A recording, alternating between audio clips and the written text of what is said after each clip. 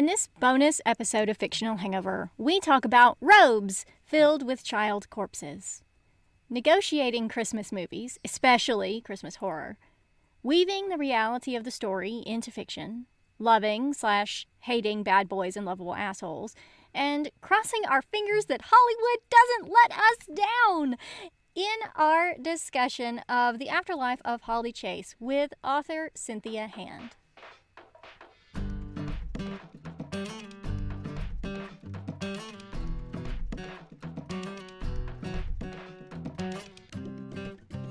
Hey everybody, welcome to Fictional Hangover, a podcast about young adult and new adult books, series, authors, and voice actors that is full of spoilers. I'm Amanda. And I'm Claire, and today we're going to talk to Cynthia Hand, author of The Afterlife of Holly Chase. Enjoy. It's so exciting. It is. Thanks for joining us. Yes. Oh, thank you for having me. It's made our Christmas, honestly. It's so exciting to be able to talk. We figure with December, everybody's so busy, but, you know... Yay! Yes. Yay! Yeah, it was a nice surprise to get that message on Twitter, like, hey, let me join in. We're like, ee! Hooray! We're so excited! Okay! Book. I always love to talk about Holly Chase, so... We both got a little dressed up for this recording. I'm wearing all of my pearls, because if you can wear lots of pearls... you should wear lots of pearls. And it was a nice fit. I agree. That's a real... That's a life lesson right there. If you can wear lots of pearls, wear lots of pearls. Unless, you know, they're representative of all of your misdeeds when you were a living person. Maybe it's not so great then. Well, that's just a warning, though. That's people telling you, that's you being able to represent, I am a horrible person. See how bad I am. That's just a visual representation. It's either that you get a badge that says, I suck, ask me how. This is classier than you that. know?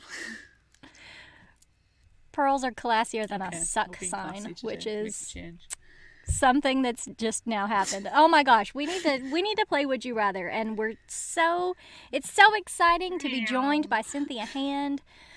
We're so happy that you're here with us. I am happy to be here. All right. So, Claire, what's our first question?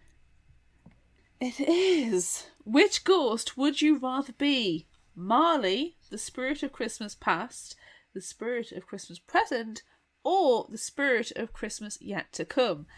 And on Facebook, it was a split 50-50 between being Marley and the Ghost of Christmas Present.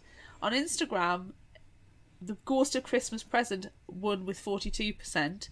And on Twitter, again, the Ghost of Christmas Present won with 67%. Which I find very interesting. Yeah, that is super interesting. I took it on Twitter, I think, and it was like 0 for like some of the others, and I was like, oh really? Like, is it just because the Ghost of Christmas Present is sort of jolly and nice? Like, is that why people like that? I definitely, it wouldn't be Marley, right? Like, Marley has no fun unless Marley's wearing, you know, multiple strands of pearls. Well, and Marley is wearing multiple strands of pearls in my book, right? But yeah, Marley's got no chill. Yeah, you know, you're an angry person. It's not good.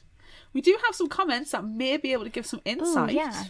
Okay. At Lightning Cats on TikTok said, the Ghost of Christmas Past. I would like a look in others' lives. I know it wouldn't be good life, but still. Okay. Scully Joe on Instagram said, Ghost of Christmas yet to come. It's my Claire, aesthetic. You are Scully Joe. That's Scully Joe. I'm not Scully Joe. Scully Joe is his own person. Oh my gosh. Okay. Bree Tart on Instagram said, Spirit of Christmas Past. I want to be master of all things happy childhood memories. Colin on Facebook said, Marley for definite. He's the only one who has the chance of sticking around for more than one night. Plus, agree with his methods or not, but he had a bowl of time when he was alive. That's a really cool perspective. I like it. Oh, and finally, Annie on Facebook said, "We were discussing similar at Books and Brews Club yesterday, and the point was made that Christmas Present gave you excellent opportunities for spying. I mean, researching people you currently know." I think that's fine. Yeah, I feel like all of them do that, but But current day spying is pretty interesting. So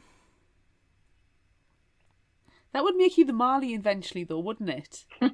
Because if depending what you're using all that information for, you could join Project Scrooge after you die.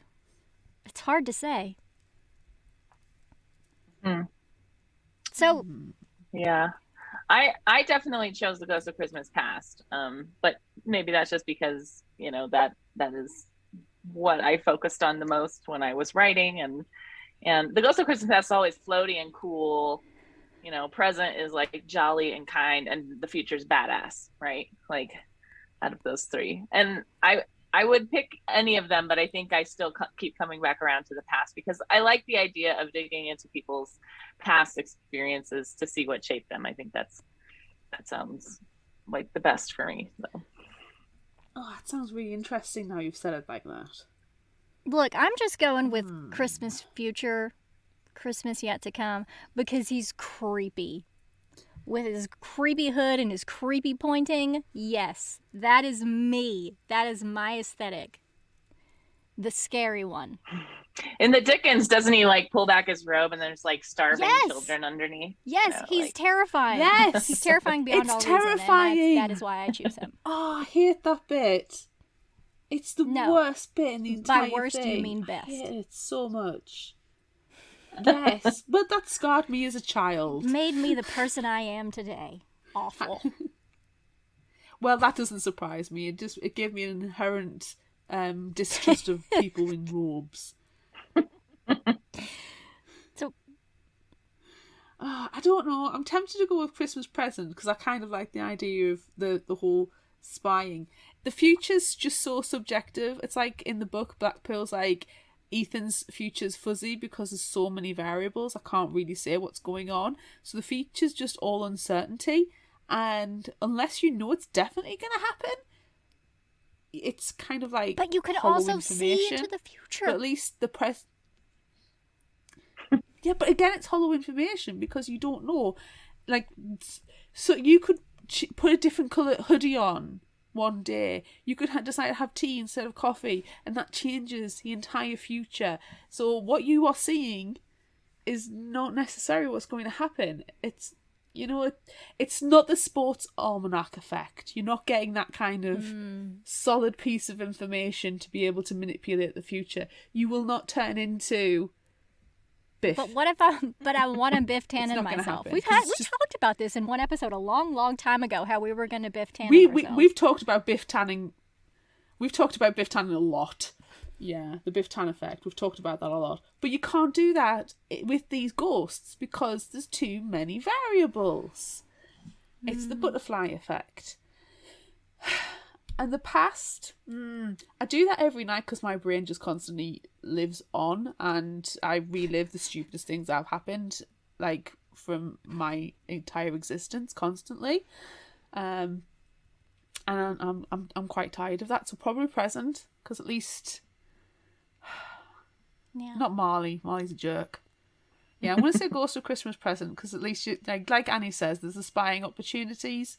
And you're probably more able to affect what happens now than you were able to necessarily. Yeah, and also, past. Dave's just the coolest guy. Oh, Dave's cool. Dave was amazing. Dave gives the best hugs, bar none. I love Dave. This handsome beard. As long as you could turn it off, right? I wouldn't like to know what people are thinking all the time. That would suck. That might be terrible. Yeah. See, you could still be the Ghost of Christmas Present, but you could have the aesthetic of the Ghost of Christmas yet to come. You know, the outfit choice is up to you. You don't have to have green velvet robes and a laurel leaf. You could go for with full a goth. robe with starving children on the inside. I'm in. On board. Let's go. Yeah. You could have like swear cross stitch all over, and people have to look at it and go, "Hey, that says a naughty word." It's like, yeah, it does. That's me. Yeah, okay, that's what I do. All right, next question. Okay. Would you rather be Holly or Ethan? I definitely would rather be Holly. I think it's just whenever you write from a person's point of view, you have to walk in their shoes. And I've walked a lot in Holly's shoes, and I really connected with her. And I like the idea of having a second chance or being able to like fix something you screwed up, you know? So like I really connect with that more with Holly. Claire, what about you? Holly's a genuinely horrible person though at the beginning. It's like when we discussed it, like you felt rage. I did. The entire Holly, day.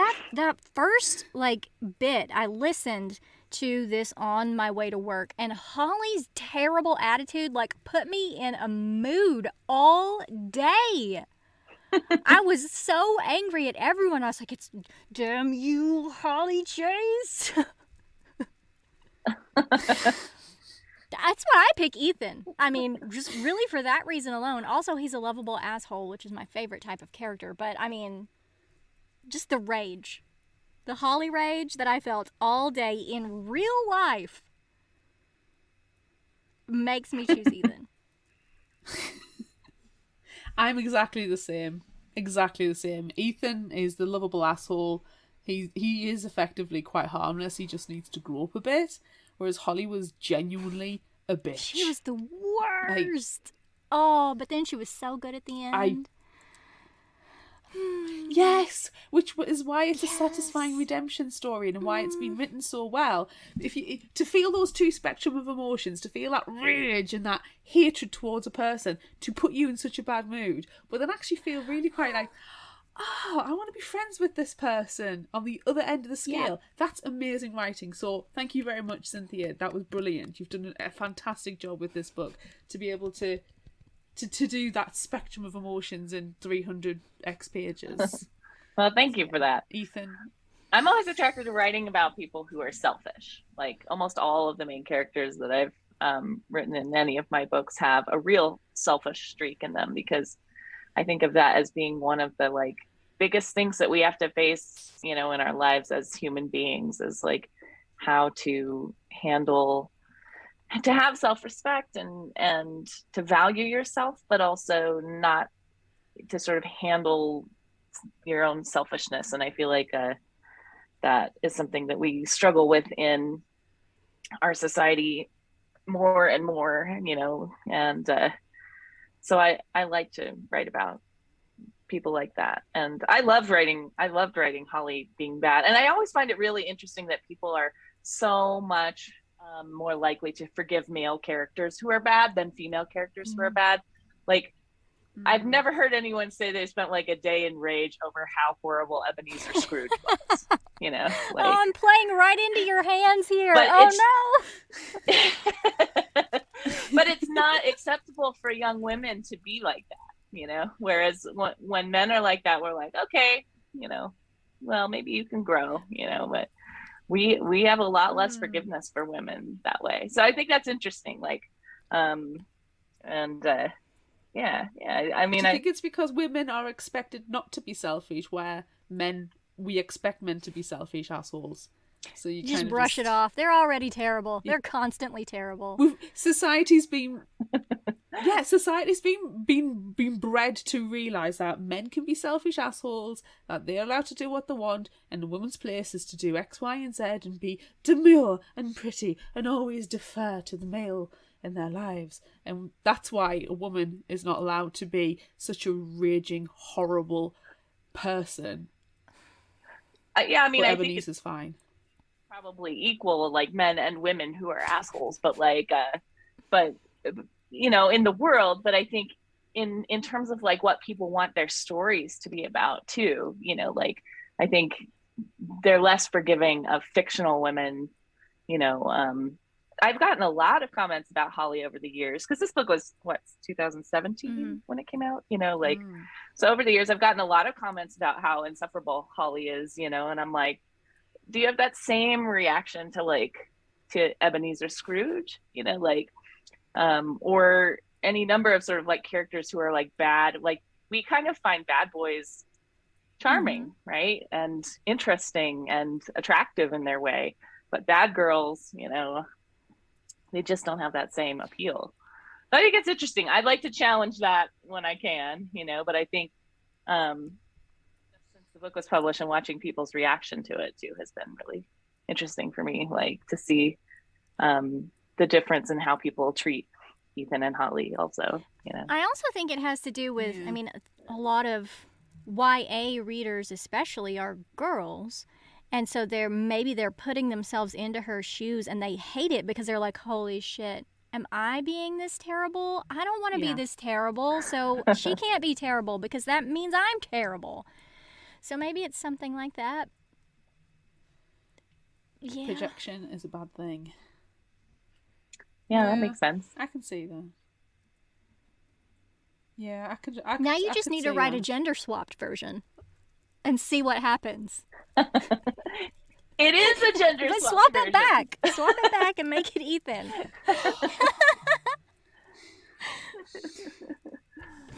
Yeah, that'd be interesting to see if people would hate him as much, But the problem thing is with me with Ethan, in the book, Holly and the rest of Project Scrooge say, why is he a Scrooge? Like, the question because he's not the Scrooge, because he's a plot device, and he's not. Exactly, that's right. He's not as bad as Holly for sure. He is on the road to becoming a Scrooge, but he isn't there. So he's not as bad. I mean, to be fair, I'm not trying to forgive him as a character, but he can be a bit of a garbage person during the book, but not that bad. Like, he's nowhere near Holly's level at all. No. So there's always the opportunity that he just grows up and decides, you know what? Like, if you think about his relationship with Dent, he was horrible to Dent, but now he's friends with Dent because actually he realizes Dent's a nice guy. So Ethan has that capacity in him to actually potentially like other people. He just needs to fix his relationship with his family. Whereas Holly just needs to really wipe everything clean, start again, and not be such a horrible person. I really think that Ethan's turning point wouldn't have had anything to do with Holly. Like, I really think that night when he challenged Dent to make out with the hot chick at the party, and then he like politely asked her to, I think that was his moment. He's like, oh man, I'm being so shitty to Dent, and look how great he is. But then he went on that date, and he asked Tori if it was her time of the month, which was pretty shitty too. Like, oh, so that's pretty bad.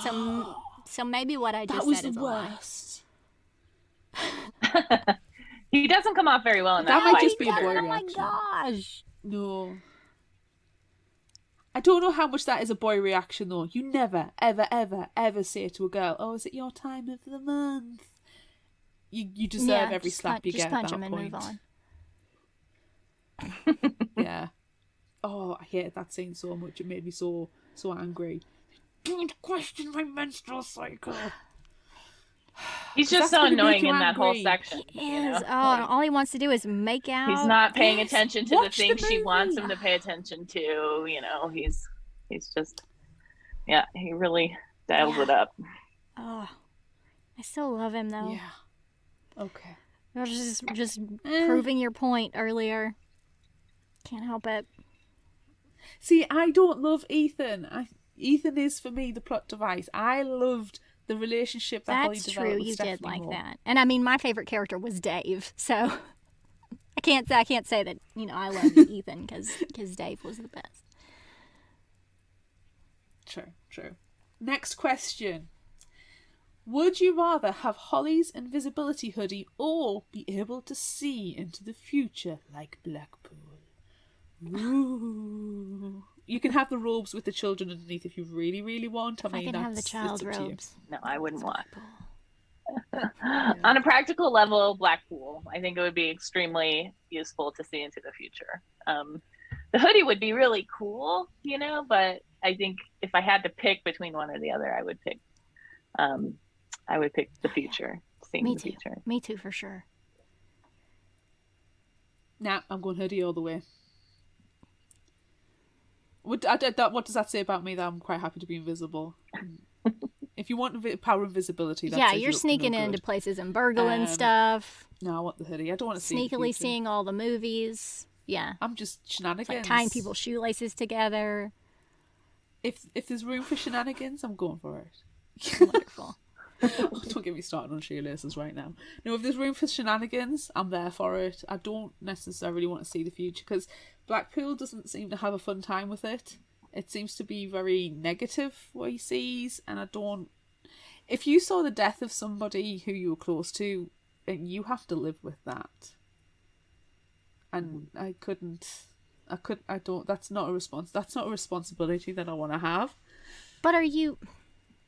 Which is probably why the best would be past, because then you can change the past. But no, I wouldn't want that responsibility. But is he always seeing all the horrible, grisly deaths all the time, or is it only because he's working at Project Scrooge? You know, like what if, you know, when you see him in the office, he's like, oh no, terrible deaths. But you know, when he goes home for the day, he's able to see into the future. You know, to get the sports almanac and Biff Tannen himself. It could be good. It's maybe only terrible while he's in the office. Well, and probably not all the time, even then. You know? He might see good stuff. I think Blackpool is so annoyed during this book, you know, because I think he's being asked to not be completely truthful about what he sees too, but he doesn't like to lie, and so it just makes him really grouchy to have to like come up with things that are sort of like half truths and to be very vague when he's not normally very vague. I think that makes him really annoyed. So I don't think that's normal. I think he's situation for Blackpool. Yeah, I think he's really annoyed because all he sees in the future is Ethan making out with Holly constantly, saying, "Oh, for God's sake, you two, put it away." It's a little creepy though, seeing that. And you just like see Holly across the hall in the office and like, I know what you're doing. I know what you're going to get up to next week. Get a room. Oh, but then at the same time, he's not seeing all of that because, I mean, Holly gets reset, so he can just see other things. He's seeing her new future over again. And Ethan's not even around then because he's 12. He's seeing Gideon Chase's... That's true. He's seeing Gideon Chase's latest Hollywood blockbuster before it becomes a Hollywood blockbuster. Yeah, That'd be quite cool. He knows which movie's going to be the best. So clearly we all need to be Blackpool right now. So everyone needs to be Blackpool. Yeah. That'd be nice. Okay. Next question. Would you rather be called Havisham, Dorrit, or Copperfield? Forget any of their story or whatever they're doing. Any of their, any of their Dickensian stories. The Dickensian origin. It's just your name. Which name do you pick? I'm not cool enough for Copperfield. Dorrit still strikes me as being sort of annoying, and so I will go for Havisham. Nice. It's just a fun sounding name. I wish. I too am going for Havisham because it sounds like you could be part of some kind of detective agency, and that's a reason I pick a lot of things, is because it sounds like some kind of Victorian detective agency, including whiskey. Look, I want to pretend that I'm cool enough to be Copperfield. With my robe full of child corpses. I'm just going to combine them all into one character. Well, and Dave's your favorite character, right? So yes. That makes sense too. See, it's perfect reasoning. That was an easy one. Is our last one easy? No, our last one's really Okay. fun. What's our last one? Would you rather spend Christmas in California or in New York? I've done one of those. already. You've done one in California and New York? No, I've done one in California. I was 5. Does that count? I don't think that counts. I don't think that counts. Doesn't count. Technically done it.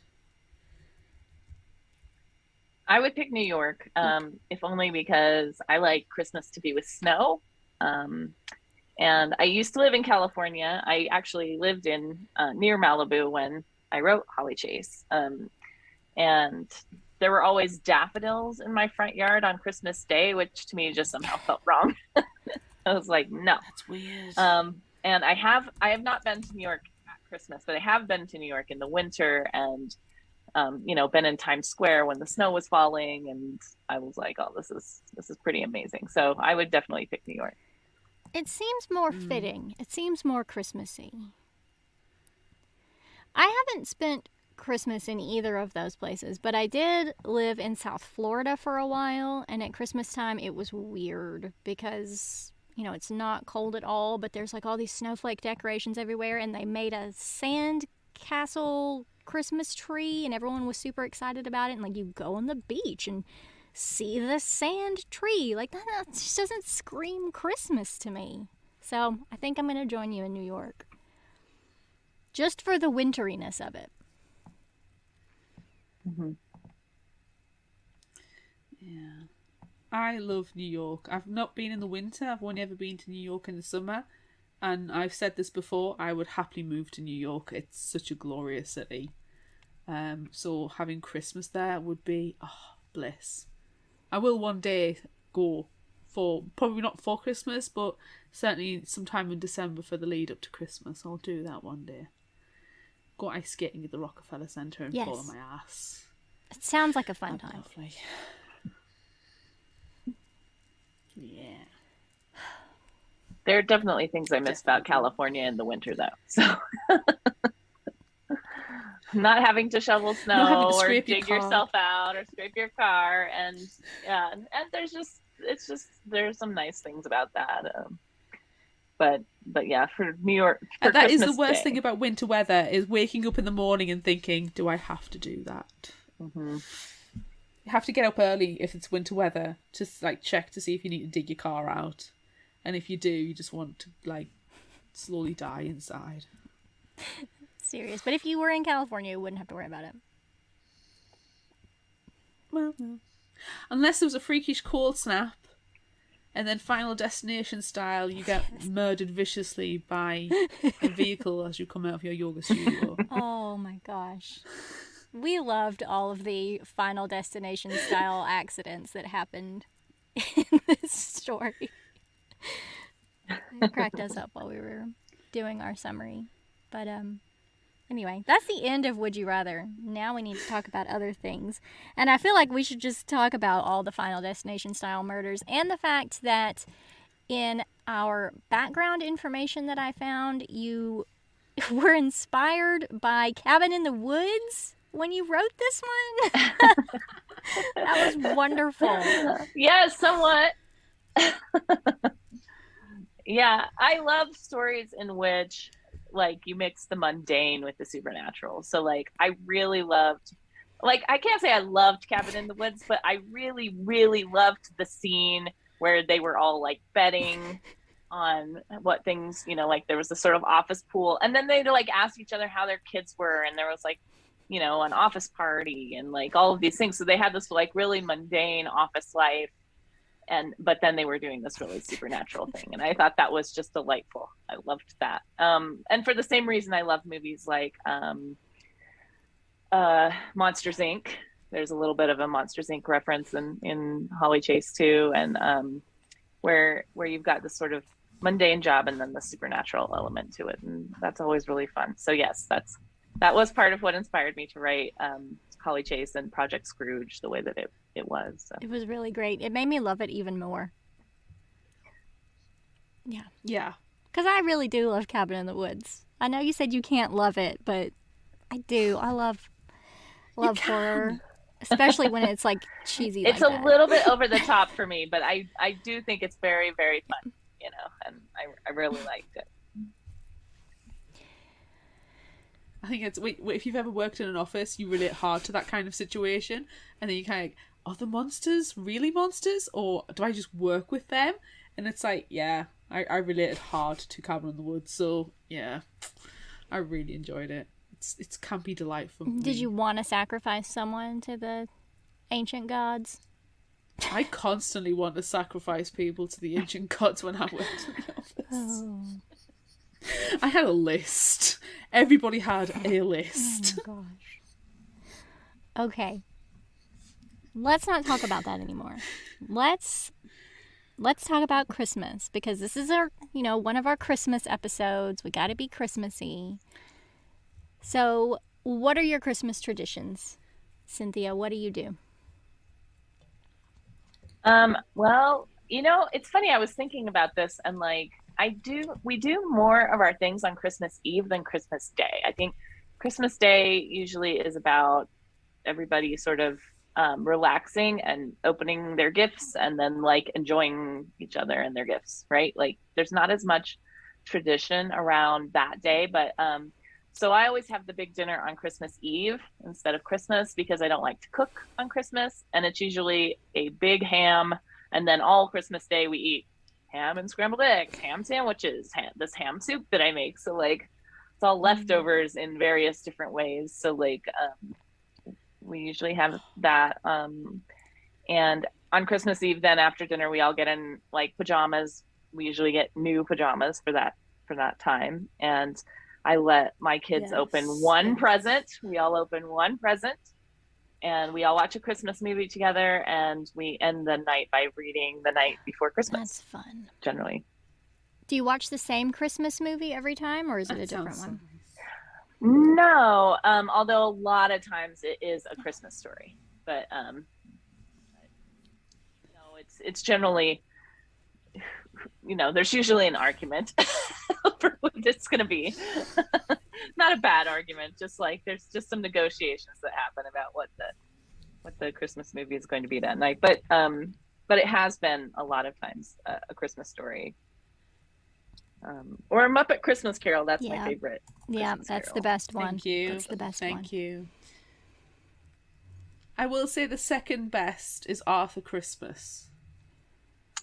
Have you ever seen that? Or was that intensely British? No, is it excessively British? We have seen it. I don't think we've seen it very often. So I don't like have it memorized in the same way. But you're right. Like, I should make a case for that one this year. Oh, it's Amanda, if you haven't seen it, it's Aardman Animation, so the people who did Wallace and Gromit. So it is excessively British. I'm sorry. James McAvoy plays Arthur Christmas, who's the son of Santa. It's a full British cat. Basically, if they've been in Harry Potter, they've voiced somebody in this. And it's brilliant. The elves are all like military trained operatives. And it's not a sleigh, it's a giant spacecraft. And they all deliver the presents, and they've got to deliver this one present to this one girl who got missed in Trelew. See, It's no matter what hilarious. you tell me, I'm not going to enjoy it because I don't like Christmas movies. Like, A Muppet Christmas Carol is as Christmassy as I get, and that's the only one that I even halfway care about. We had a conversation the other day at work when we went for our festive lunch, and it was decided that Arthur Christmas is the one Christmas movie, other than Muppets Christmas Carol, because that's untouchably brilliant, that people who don't like Christmas movies will watch and laugh, mainly because of Grand Santa and how ridiculous Grand Santa is. And he's like, but women didn't think they could teach women how to read, and these are the grandchildren of the Great Eight. It's Donna, Donna and Blitzen, Cupid and Bambi and you with the white ears and you. And then you look at all the little details in the background, and it's the to-do list, and the bottom is always says whiskey, and that one's ticked off. It's just brilliant. It is. If you can watch it. It is fun. No, give me Christmas horror. I'll take that. I will take Christmas horror. Have you seen Scrooge? Yes. There's a big debate in the publishing house, among my editors about whether or not they liked Scrooged, because as we were writing and working on this book. I always liked it. It was funny, but I don't know that it's aged well. No, it hasn't. But I mean, I love Bill Murray, so. There was a Krampus movie out a couple of years ago that was hilarious. It was a horror movie, and the Krampus comes and chases them all around and reanimates a lot of the toys and the gifts and things. And I can't remember what life. You know when something's so ridiculous and so funny, but you just blank out. It's like a really funny joke. You just cannot remember the punchline properly. It's the same with this Krampus movie. I can't remember the details other than I was laughing. Maybe my I need head to off watch that about one. it. I haven't watched that one. I always watch Jack Frost. Not the Michael Keaton one. The other one. No. The scary one. I always watch that one at Christmas time. Oh. It's terrible, but it's my favorite. Have you seen Rare Exports? It is, I want to say it's Swedish. Samuel L. Jackson did a movie with them a couple of years ago, and I can't remember what that was called, but Rare Exports. They solve the mystery of what Santa is. And basically Santa's this evil, the Santas that like shop mall Santas and things, that the kids sit on the knees and every year and tell them what they want, is not actually the Santa Claus itself. It's like this big Krampus kind of monster that they have to try and bury back into the ground. And they capture all these Santa Clauses, inverted commas for our audio listeners, and have to trap them because they've eaten all of their reindeer, and they're the evil elves, and they hunger for the children. They go into it's like the Santa story mixed with the Krampus story. They go into the bedrooms and they steal the children from the beds to eat them. And this bunch of deer farmers find out what the heck's going on and then have to stop them. And it turns out this big mining company released the big Santa elf. It's on Amazon, and honestly, you need to watch it because it is a horror movie. It is hilarious. It's dubbed if you really, really want to watch it dubbed, but I watched it in the original with subtitles.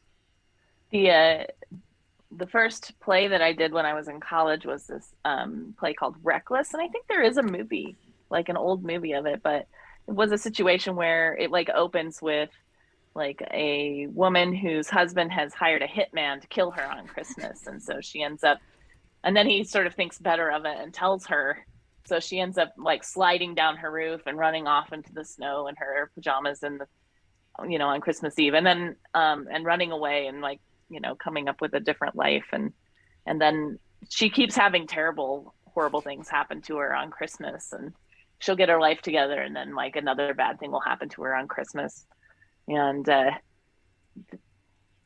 so there's like poison champagne and all of this stuff, and and I was an elf, so like it was my first college role, and I was an elf, and the elves are in like every scene, like stalking her, so that was fun, and definitely, played into the, like, we would like change the set too. So it was like the elves were orchestrating everything, and it was really an fun. elf on the shelf. Yeah, sort of. I wore like the green tunic and like the stripy tights and like green Converse, and Nice. It was fun. We were always like the background characters of every scene. So if there was a scene in the doctor's office, then we'd be in, one of us would be a nurse and another one of us would be sitting in the waiting room with a magazine, and so it's just like elves everywhere. So that was really fun. But it is kind of like a Christmas horror, like it's not meant to make you feel all like warm and snuggly about Christmas. That's it. I like the idea of like, I at work, because I work from home, I'll put a lot of like the Netflix Christmas movies on, the really, really, like the Princess Switch and all those really terrible ones, and have them in the background. But I really enjoy like Christmas horror movies because it's like a Christmas Carol, and like the Afterlife of Holly Chase, Christmas needs to be a bit spooky. It needs to have some creepiness to it, because at the end of the day, a jolly old fat man is breaking into your home, leaving things for you, either cold or presents, eating your food, drinking your drink, and then walking away. And this happens every year. It's kind of a creepy tale. So I like having the element of horror at Christmas. Just got to make it as terrible as it can be for me to enjoy it. It was an original critique of Dickens when he published A Christmas Carol, was that there was too much of this sort of macabre, like there were these ghosts and all this supernatural, creepy stuff going on, I like it. I'm there for it.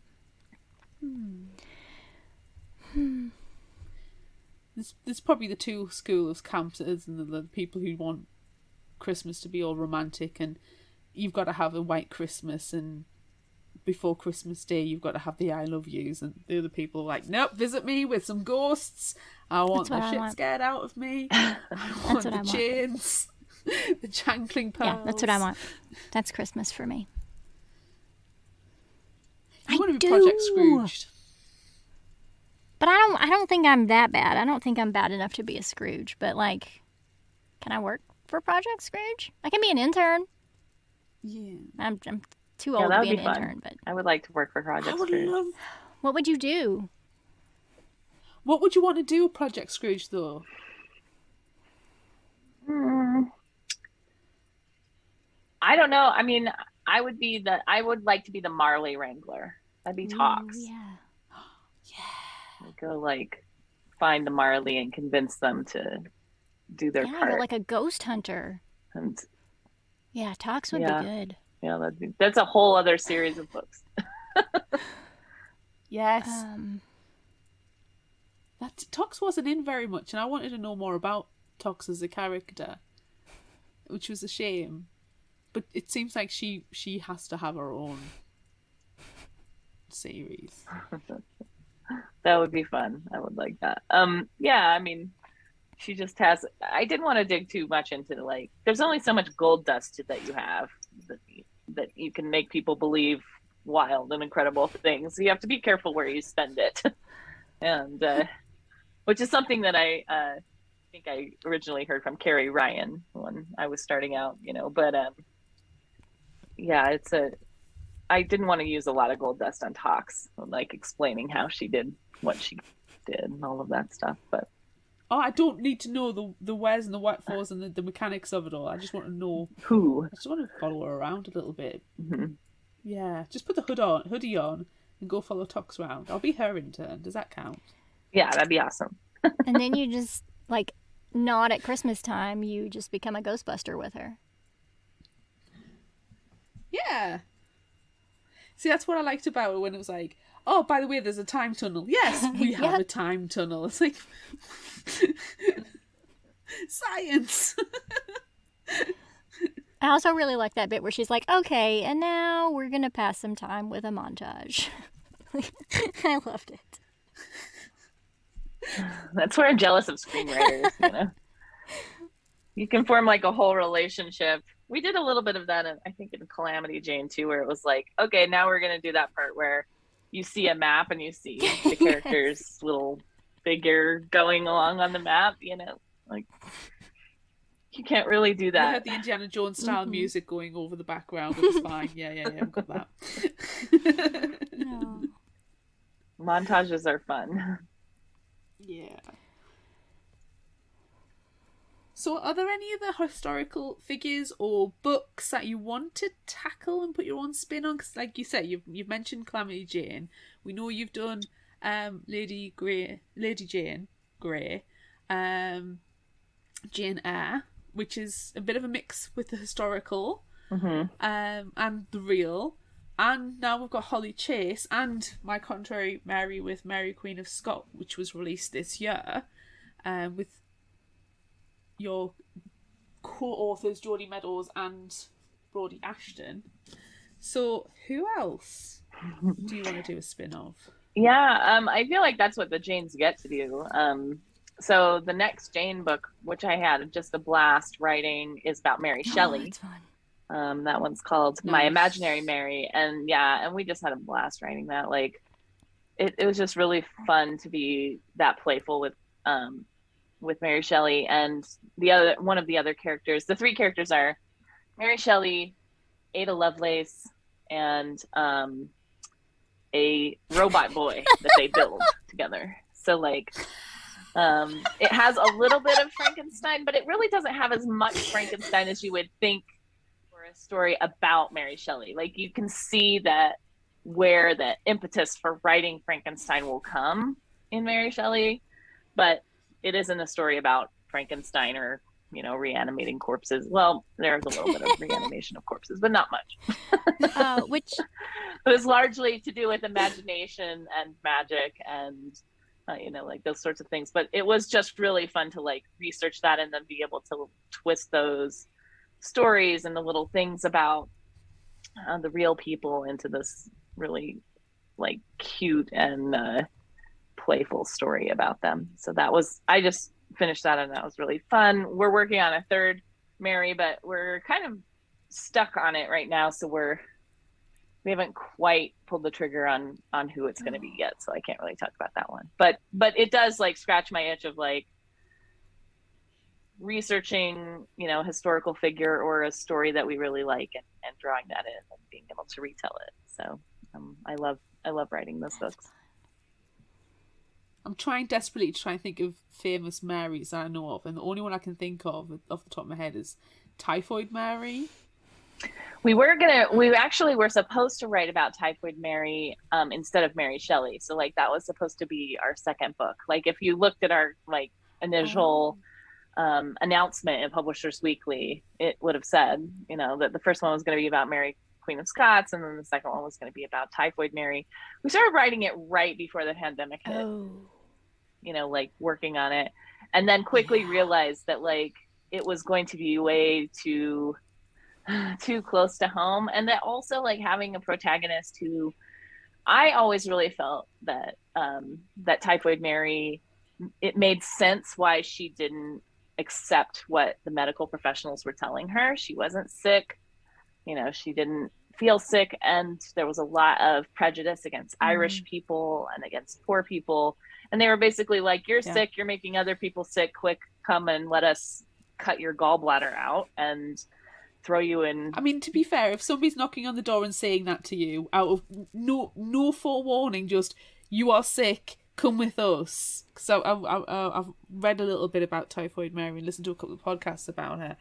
You're not going to believe them, especially given how brash and exceedingly Irish Typhoid Mary was. Yes. So it just seemed like it was going to be a stereotype. recipe for trouble for us to write about that. But I still like really felt for her, and I'm sad that we didn't get to write about that. But I do think it would have been very difficult to write a story in which the protagonist is someone who just would not listen to the medical advice and made other people sick and was responsible for their deaths. Yeah, that does. So that is pretty harsh, given our current climate. Yeah. So is Byron in your Mary Shelley take very much? Because I find Byron hilarious. Like, I don't understand why he's romanticized. Yes, he wrote poetry, but my gosh, if you look at the story of the guy in his real life, there's a hotel near where I live, and when we were going to get married, we went and checked it out, and they said, oh, you can get married in the Lord Byron suite. I said, oh, right, that's not appropriate. And they were like, well, why? And I gave the explanation, and I was quickly escorted off the premises. Oh no. Yeah. Well, Byron is Ada Lovelace's father. So there are some scenes with Byron in them, and I don't know that we're extremely complimentary to either Percy Shelley or Lord Byron in the book. You know, I think I personally think Percy Shelley was the worst. And so like maybe that comes through a little. Like there is this, you know, the beginning of the book, Percy Shelley is sort of Mary's secret boyfriend, and like one of the notes I kept getting, you know, in the editing was that it wasn't very believable because I just loathed him so much.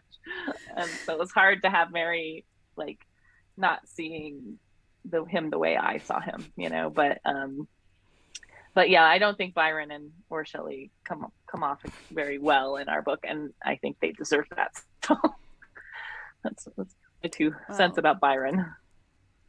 I hope Mary Shelley enjoyed having Percy's heart on her desk and used it for inspiration for her life, because it's glorious. And in these books, you know, you always make it the story, you know, how it should have been. So I can't wait. I can't wait to read it and see. Yeah, it's exciting. I think one of the things I love the most about it is that there is so much of the actual history in any of our books, but it doesn't feel like that.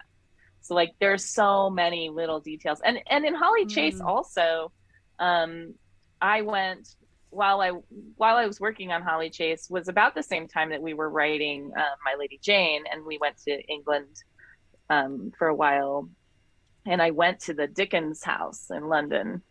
And I just like a lot of the things I describe in Boz's office are like actual things I saw in the Dickens house. You know, like there's just like the green sofa and like the way that the carpet is, and like all of those things are described as close as I could render to what I actually saw in like Charles Dickens' drawing room. Cool. You know, which are things that the reader is never going to get, and like they're just like little small things, but ways of me weaving like the reality of the story into the fiction. And I love that. And the Jane books give me a great opportunity to do that. But there is just a lot of real things hiding in our sort of silly, fun stories. I love that. So it's always fun for me. Is anybody you want to tackle by yourself? Is then like the Geordie and Brody are like, oh no, I don't think it's our story, or you know that's you kind of going, we've talked to, you know, you've had these conversations with people, you're like, this isn't appropriate to do with the Janes, but it might be appropriate for me to do it. Sure. Yeah, I don't know. I mean, I always have a few stories on my back burner, but I don't think any of them on the very, very back burner. I have like a Romeo and Juliet story that's a little bit turned on its head, but like, I don't know, you know, it'll be years before I you know, come around to that. But I don't think I have any like right now current back burner stories that are for myself, like on my own, that are retellings. But I do love that as a genre, so I wouldn't rule it out for the future. Okay, so excellent. I love stories that have been spun. It's so fun. Because like you know the stories, and like, well, what if this happened? What if it went this way? What if it had a happy ending instead of a terrible one? Like, I like that. That's a lot of fun. Yeah. What if we still giggle about in My Lady Jane about call me G, and he turns into a horse. We still giggle about that. Being a horse. So good. So what about your other books that you write? You write a lot of like inspirational contemporary stuff too. Like, where do you get those ideas? What inspires you? Who inspires you? When I write my more serious stuff, it tends to come from something that I feel like I have something to say about. So I've written 3, I don't know if I'd call them inspirational, but they are more serious contemporary novels. So I've written one about the consequences and after effects of teen suicide, which is very serious. One about adoption and like the different sides of the adoption triangle, and one about first times and virginity and, you know, like that sort of thing. And generally those, I'm just inspired by something that I feel like I have to say about that subject. I definitely started writing the first one, The Last Time We Say Goodbye, which is about teen suicide, in response to what I felt like was becoming an increasing trend in romanticizing suicide among teens. Like a lot of books coming out in which there was a romance and a suicide, and that was something I felt very strongly about because I have that experience in my family, and I wanted to write something that just would de-romanticize it. In fact, I think I try to write those stories to de-romanticize things that I think have been overly romanticized in fiction. So the With You All the Way, which is the one that just came out last year, which is about first times and sexuality and virginity and all of that, is also like a very de-romanticized look at that subject in a field where I feel like that's been very romanticized. There's a lot of like sweeping romance, and there's not a lot of this sort of awkward bumbling, and conversations about consent and, like how completely baffling and awkward it is to be a teenager thinking about those things instead of, just being swept up into it the way that it always seems to happen in novels. So generally it is, like I'm just inspired by what I'm kind of pushing against, and also what I want to figure out in my own head, and something that I have something to say about. So excellent. It's really timely, that kind of like consent and body autonomy as well. It's just so prolific in the media, isn't it? I mean, we've talked about this before, Amanda, how it's really important to have those positive role models. And it's like when we talked about Moxie and having those female role models really inspire younger people, because we've read problematic books on the podcast before, and we've struggled with them, and it's nice to actually have the antidote actually being there in the world on the bookshelf for having that positive role model there.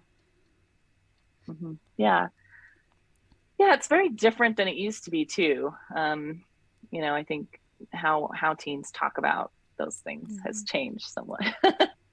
So I felt, when I was writing that book, I wanted to make it like the least erotic book about sex, about teen sex that there ever was, but not as a way of like trying to like preach at teens or trying to make it seem like, like unpleasant or, anything like that, but just to really look at it honestly and be able to have a sense of humor about it too, but I also felt a little bit unqualified, because I do think it has changed since I was a teenager, like how teens come to understand what sex is, and like also just how they talk about it and sort of what it occupies in their mind, is a little bit different than it used to be. So it involved some research that made me very uncomfortable. No.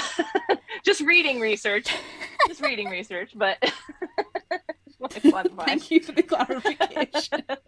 Do you know what though? Everybody's journey, especially when you're talking about teenagers and first times, is completely different. So you say you feel unqualified, but actually you're not, because you've gone through experience. And if you're writing with any element of personal experience, then it's, there's an honesty and a truth there. And yeah, sex is awkward, sex is messy, sex is difficult, and you have to have those conversations. And everybody's journey is very, very different, and that's even if you approach it when you're a teenager. It's just as awkward when you're an adult. Yes. Now I hope that you will write a story with like the lovable asshole bad boy guy, like getting his comeuppance and everyone hating him. You need to write that. That's what you yes. That's what you need to do next. People dismissing that, it's just he's just a child, or boys will be boys. I hate that phrase. Mm-hmm. That phrase needs to be shot down. Yeah.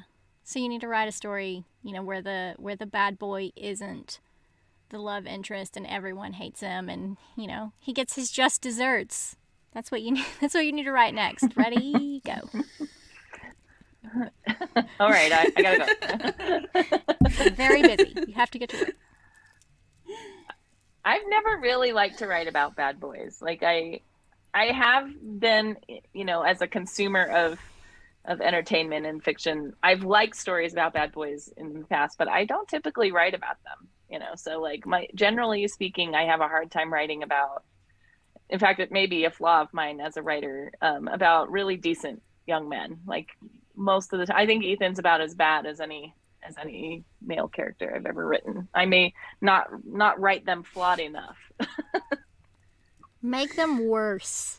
I like Dent. You did such a nice, dense, lovely character where he doesn't, no pressure, he's complimentary, he's respectful. If you say no, he will take that as a response and he's not going to push.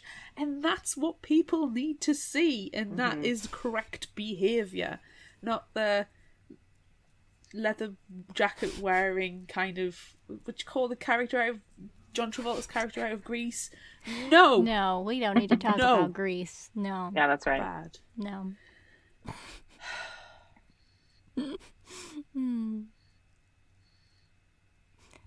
Well, you'd probably I feel like every Nick then in With You All the Way, because that is Yeah. Dent is basically a version of okay. that, you know. So Cool. All right.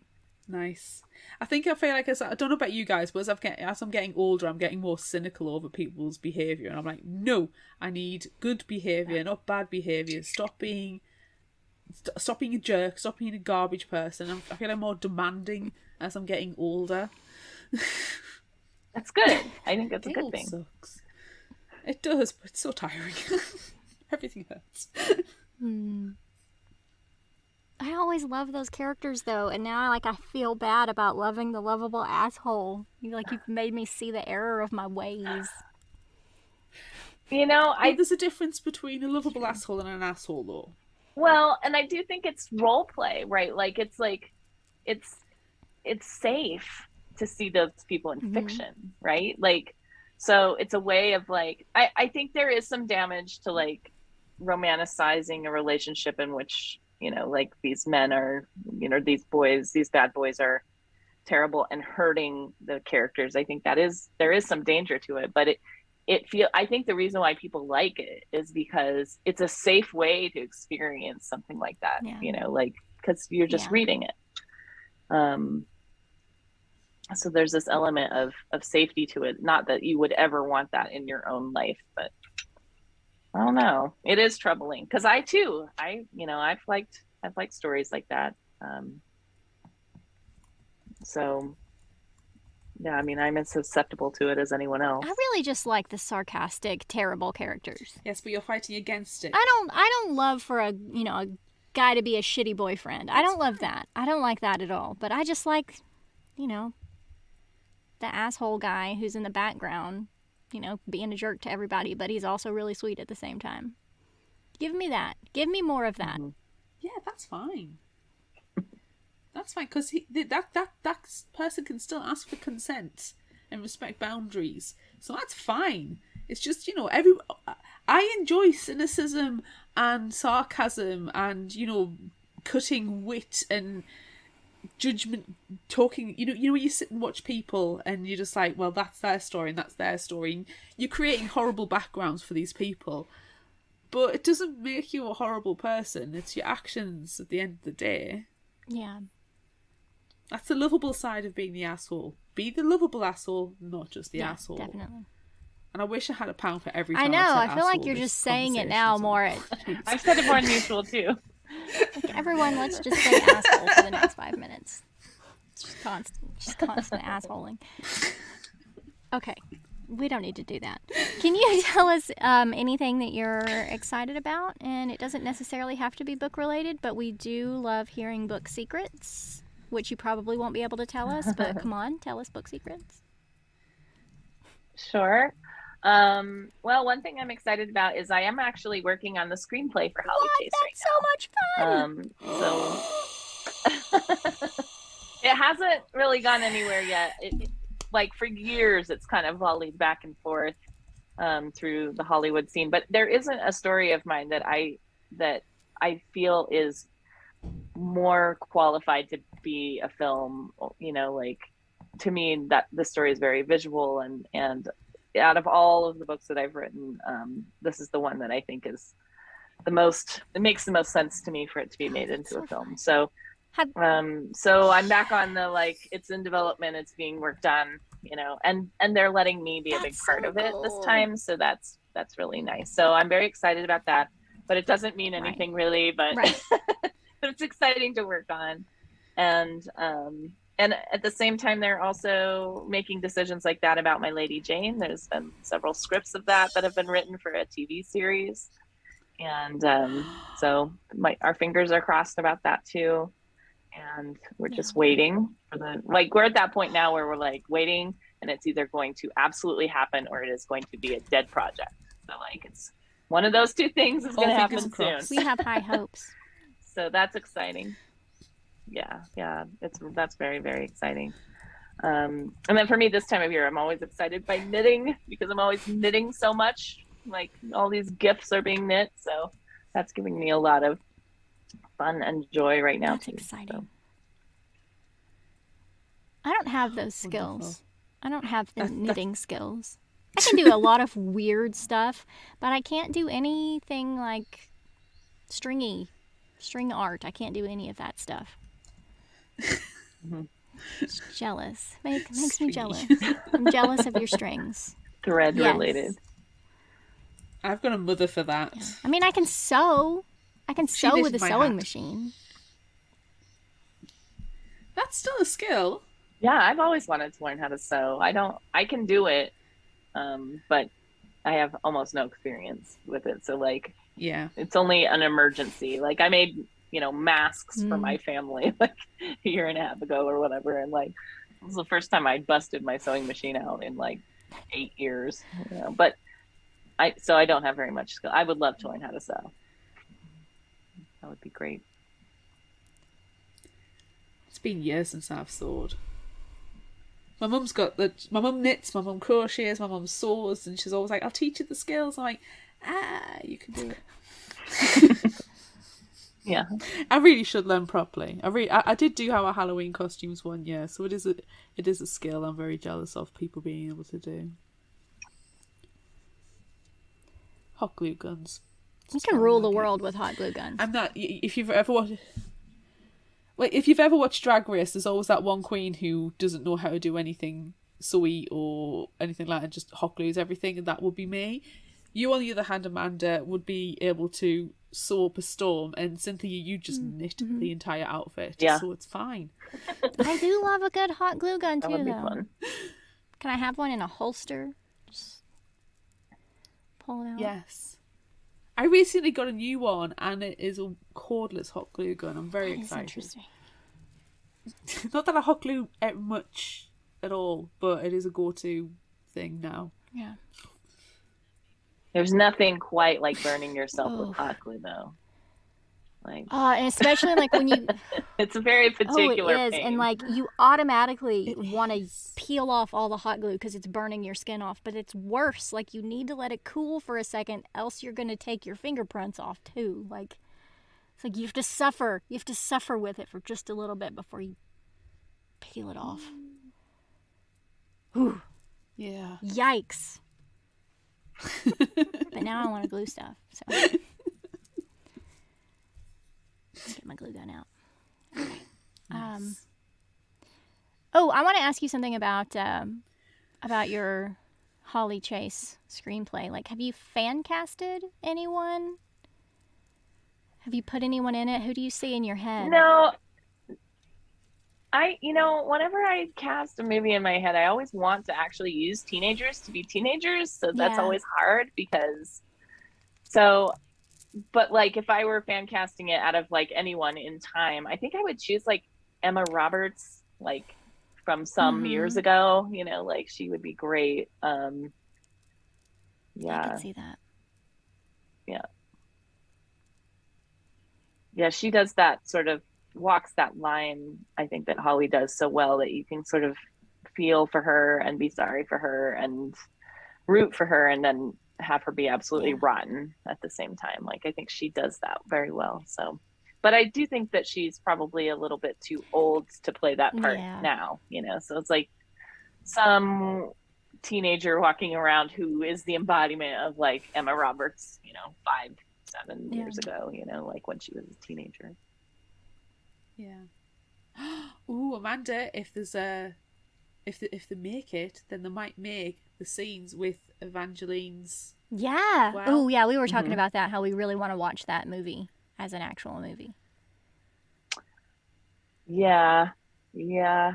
As someone who's like seen this, like has the screenplay going, I don't think Evangeline Slow's gonna make it. I know. No. I mean, we'll see. But I liked that Can story you write too. the story then? Write the story of it, and then Evangeline's and well. then Hollywood's like, oh, we Yeah. need to do this. This would be great. And then we can see all the Very meta. Okay, that creepiness. would be insane. Yes. Is there going to be... No, we're not. We're not. demanding. Is there going to be a creepy Yvonne with all of her pearls? Because I need that to happen. And okay. Yes. Okay. Yes. Yeah, I think Yvonne is a huge part of why Holly ends up the way that she is. So like years ago someone was developing it as a screenplay and they cut Yvonne from it altogether, and I think that was a big mistake. Yeah, like because how can you cut the Marley? Yeah, like, well, I just don't think you can understand Holly without Yvonne, right? Like and like her at all. Like, so yeah, I think we need Yvonne in the story. And she's just in that same way that I found sort of Holly delightful to write about because she's so wicked. I think Yvonne is even funnier, to write about. And so yeah. No, Yvonne's not going anywhere. Good. I always imagined Yvonne as Portia de Rossi, Ellen DeGeneres' wife. She is... I always remember her from Ally McBeal. And she does this kind I don't know why. There's something about her poise and the way she can give like a scathing look that's how I pictured Yvonne in my when I read it. I don't know that I'm not casting her at all, but that's how I always saw Yvonne was Portia de Rossi. Oh, that's a good one.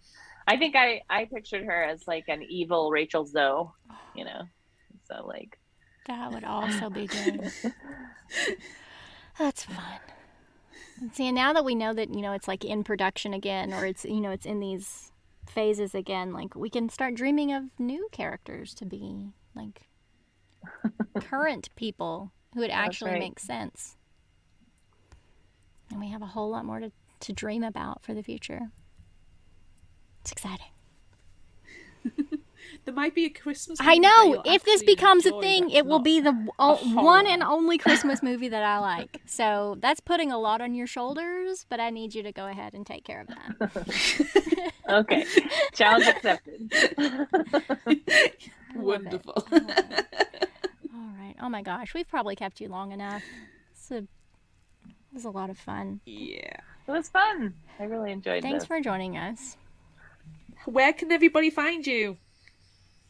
Where are you on socials and the internet? I am. Not your address, that's just personal. I'm mostly on Instagram. I dabble, like I occasionally check Twitter. And but mostly I'm on Instagram. So, and that sort of depends on how many like deadlines I have and what I'm working on too, like how active I am there. I'm not very good at being consistently there all the time. But check your Instagram for any updates on new releases, because I'm sure you'll pop on when you do have a book coming out. Yeah, if I have actual news. I've been very good at it at certain times. It's just now it's one of those times. But but yeah, I will definitely put any major news up on Instagram. Nice. Awesome. Perfect. That's so exciting. Okay, thanks a bunch for joining us. You're wonderful. Thank you. As always. Thanks for having me. All right. It's always fun. Well, Merry Christmas. Yes. Merry Christmas. Merry Christmas. All right. Until the next book release where we force you to come back and talk to us. Yep. Yay. I'll be there. All right. Bye. Bye. Bye. Thank you. Bye. So that's it for this bonus episode of Fictional Hangover. I'm Amanda. And I'm Claire. Join us next time as we discuss the short story, The Christmas Spirits by Grady Hendrix in our live episode on December 19th. Make sure you join us for that. It's going to be super special. Look out for our Would You Rather polls on social media. Don't forget about our book club and monthly challenges on Facebook. Be sure to visit our shop on Redbubble at fictionalhangover.redbubble.com for all your favorite Fictional Hangover themed merchandise, and become a patron of ours on Patreon at patreon.com/fictionalhangover. Until next time, remember, the only cure for a fictional hangover is another book.